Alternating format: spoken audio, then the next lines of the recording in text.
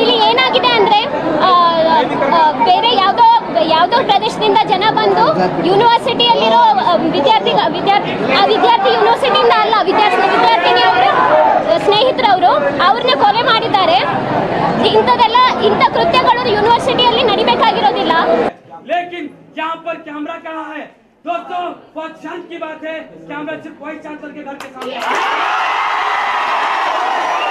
ಯೂನಿವರ್ಸಿಟಿಯಲ್ಲಿ ಏನಾಗ್ತಾ ಇದೆ ಅಂದರೆ ಮೊದಲೇ ಭದ್ರತಾ ವ್ಯವಸ್ಥೆಗೆ ಅತ್ಯಂತ ಕೆಟ್ಟು ಭದ್ರತೆ ವ್ಯವಸ್ಥೆ ಇದೆ. ಸುತ್ತ 4 ಕಡೆ ಕಂಪೌಂಡ್ ಹೊಡೆದಿದ್ದಾರೆ. ಒಂದು ಕಡೆ ಮೇನ್ ಗೇಟ್ ಇದ್ರೂ ಕೂಡ ಅಲ್ಲಿ CC ಕ್ಯಾಮ್ರಾ ಇಲ್ಲ. 1 ವರ್ಷ ಆಯಿತು CC ಕ್ಯಾಮ್ರಾ ಬಂದಿದೆ. VC ಮನೆಗೆ 2 CC ಕ್ಯಾಮ್ರಾ ಕೂಡಿಸಿದ್ದಾನೆ. ಸ್ಟೂಡೆಂಟ್ ಬರೋಕ್ಕೆ ಅಲ್ಲಿ ಯಾರು ಬರ್ತಾರೋ ಗೊತ್ತಿಲ್ಲ. ರೌಡಿ ಜಮ ಬರ್ಬೋದು, ಯಾರೇ